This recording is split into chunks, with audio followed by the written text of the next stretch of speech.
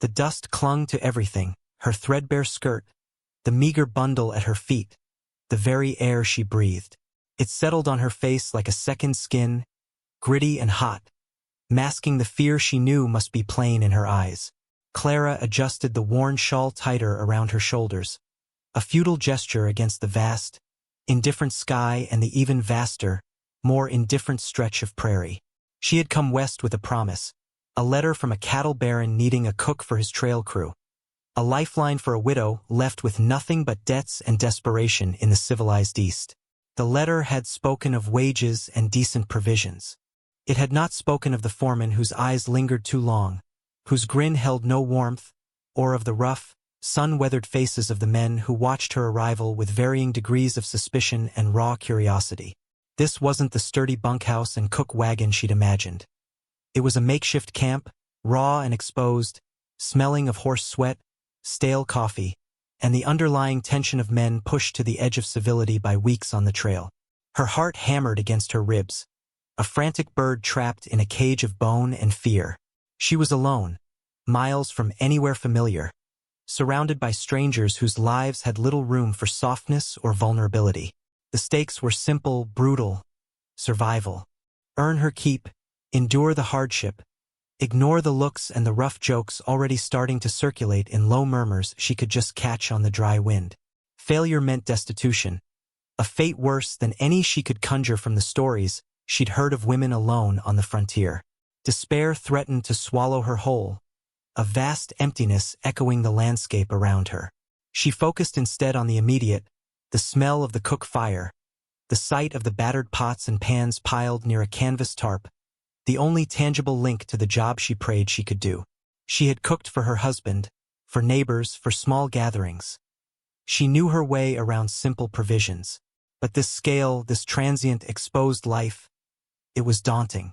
As she knelt to unpack her few belongings, acutely aware of every eye upon her, she felt a prickle on the back of her neck. She didn't turn immediately. The feeling wasn't malicious, not like the foreman's gaze, but it was intense, steady.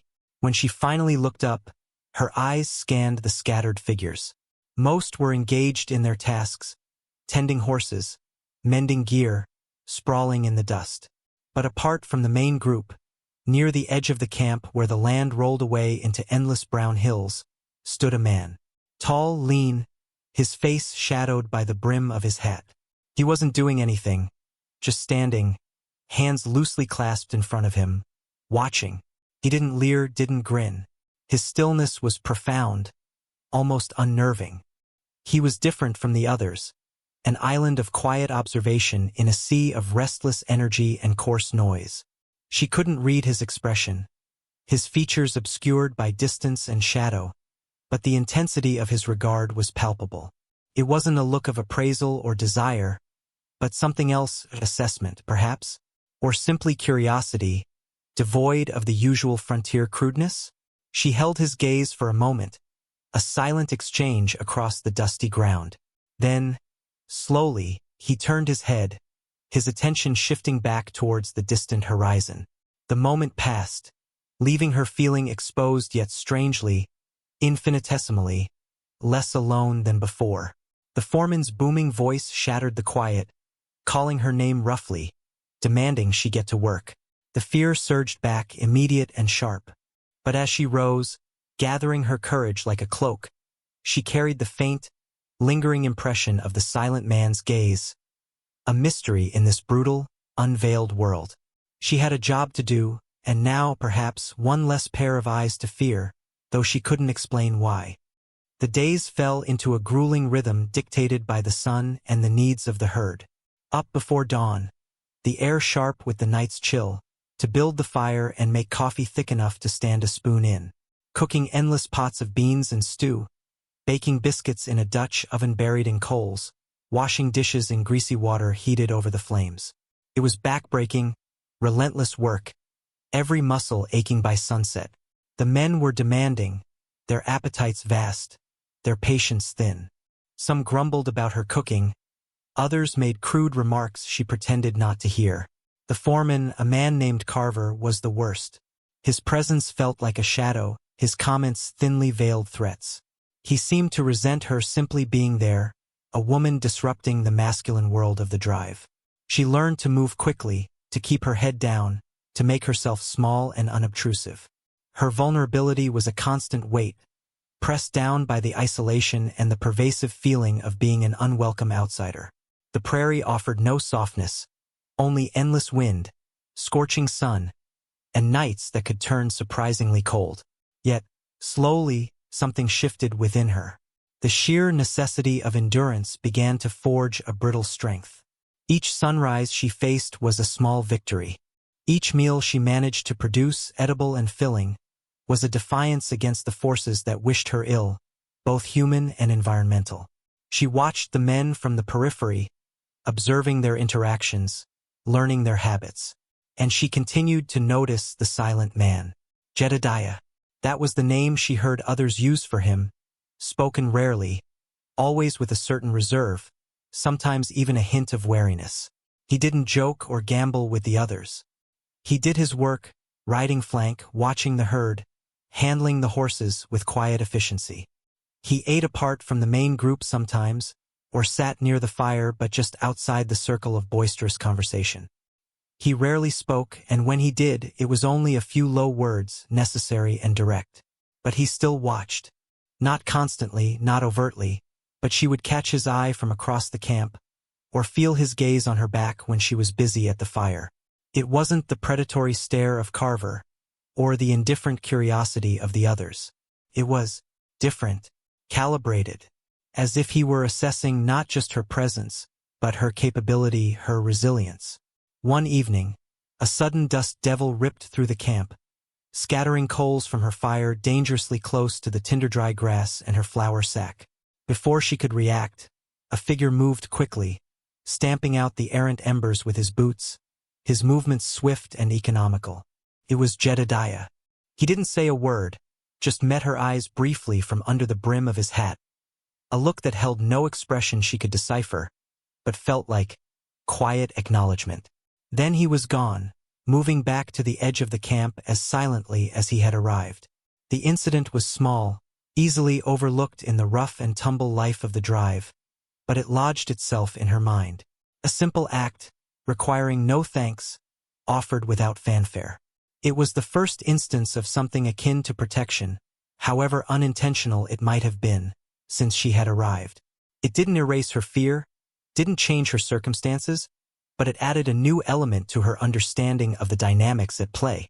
There were threats, yes, but there were also complexities, unspoken languages, and perhaps one quiet guardian in a world of wolves. Her resolve hardened further. She would not just survive. She would endure, and she would watch. The weeks blurred into a monotonous cycle of dust, heat, and exhaustion. The cattle drive pushed relentlessly northward, leaving behind one desolate landscape only to find another much the same. Clara grew leaner, her hands rough, her face etched with the harshness of the elements. But there was a new toughness in her eyes. She had found her footing, learning the rhythms of the camp, anticipating needs, even managing to carve out small moments of quiet for herself. The crude jokes lessened, replaced by a grudging acceptance from most of the men, won through sheer persistence and the necessity of warm food at the end of a long day. Carver remained a problem, his resentment simmering just below the surface, his demands unreasonable, his presence unsettling. He seemed to resent her growing confidence, the way she no longer flinched visibly at his approach. But Jedediah's silent watch continued. It was a subtle thread woven through her days. She wouldn't always see him, but she would sense his presence, a quiet anchor in the periphery of her awareness. If she was struggling with a heavy pot, he might be nearby, not offering help directly, but his stillness somehow felt like a silent bolster. If Carver was being particularly difficult, she might catch Jedediah watching them, his expression unreadable, but his gaze steady on the foreman. There were no conversations, no shared meals, not even a direct smile.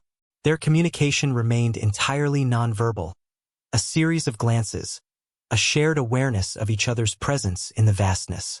It was a fragile, unconventional connection, built not on words or shared history, but on observation and unspoken understanding. One afternoon, while she was gathering with some distance from the camp, she heard the distinct, chilling sound of a rattlesnake. Freezing instantly, she scanned the ground. It was coiled near her foot, tail buzzing a frantic warning. Her heart leaped into her throat, panic seizing her. She didn't know what to do, move slowly, move fast, which direction. Just as the snake tensed to strike, a boot stamped down hard, pinning its head. Jedediah stood there, having approached as silently as ever. With quick, efficient movements, he dispatched the snake, his face grim but calm. He straightened up, looking not at the dead snake, but at her. For the first time, his gaze held a clear emotion, a fleeting expression of concern, quickly masked. "You all right?" he asked, his voice low, gravelly, the first words he had ever spoken directly to her. The sound was startling in its quiet intensity. She nodded, breathless, trembling. "Yes, thank you. You saved my life." He gave a small, almost imperceptible nod. "Watch where you step. They're thick here." He didn't linger, didn't make a fuss. He simply turned and walked back towards the camp, leaving her alone with the dead snake and the echo of his voice. The simple act of speaking, of showing concern, transformed their relationship, however subtly. It was no longer just a silent observation. It was acknowledgement, protection offered and received. It solidified the fragile trust that had been building between them. She was no longer just the cook being watched. She was a person seen and guarded, however quietly, by the silent man. The world outside the camp seemed to grow more threatening now, the end of the drive drawing nearer, the pressure on the men increasing. And she knew, with a certainty born of instinct, that Carver's resentment was reaching a boiling point. The quiet protection of Jedediah felt both a comfort and a potential flashpoint. The final push towards the railhead was fraught with tension. The cattle were restless, the men bone-tired and eager for pay and town. Carver's mood had soured completely. He found fault with everything Clara did, his comments escalating from dismissive to outright hostile. He seemed determined to assert his authority, to remind her of her precarious position. One evening, after the last meal was served, as Clara cleaned her pots by the dying light of the fire, Carver approached her, his face flushed, smelling of smuggled whiskey. The other men were mostly out of earshot, settling down for the night or gathered in small groups. "Think you're indispensable now, do you?" he sneered, crowding her. "Got yourself comfortable, little lady?" His hand reached out, intending to grab her arm. Fear, cold and sharp, pierced through her hard-won composure. She recoiled, dropping a pot with a clatter. The noise drew a few eyes. Before Carver could grab her, a figure appeared seemingly out of nowhere, stepping between them. It was Jedediah. He didn't speak, didn't raise a hand. He simply stood, a silent, immovable barrier. His gaze was fixed on Carver, steady and unwavering. There was no anger in his eyes, but a quiet, absolute resolve that was more intimidating than any shouted threat. Carver stopped, his hand frozen in midair. He snarled, "Stay out of this, Jedediah. This ain't your business." Jedediah remained silent, his posture unchanged. The air crackled with unspoken challenge. The other cowboys watched, sensing the shift in the atmosphere. Carver hesitated, assessing the silent man's unwavering stance. Jedediah wasn't a brawler, wasn't known for violence, but there was something in his stillness, in the sheer force of his quiet presence, that made Carver back down. With a final, venomous look at Clara, Carver spat on the ground and turned away, muttering curses as he retreated into the darkness. Clara's legs felt weak with relief. She looked at Jedediah, her eyes full of gratitude. He finally turned to her, his expression softening almost imperceptibly. "He won't bother you again," he said, his voice still low, a promise and a statement of fact. It was the second time he had spoken directly to her, the words few but weighted with meaning. The drive ended 2 days later. Chaos erupted at the railhead, the bawling of cattle, the shouting of men, the final transactions. Clara received her pay, more money than she had seen in a long time, enough to start over, to find a small room, maybe even a different kind of work. As she gathered her meager belongings, she saw Jedediah standing near the corrals, watching the last cars being loaded. She walked over to him. "Jedediah," she said, her voice clearer, stronger than it had been when she arrived. He turned. "Clara," he used her name. The sound felt significant.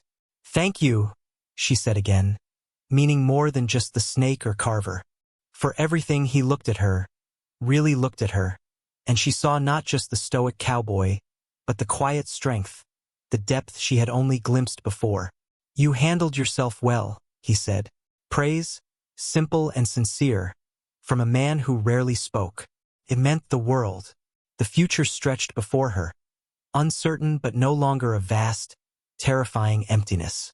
The journey had stripped her bare, exposed her vulnerability, but it had also revealed an inner resilience she hadn't known she possessed.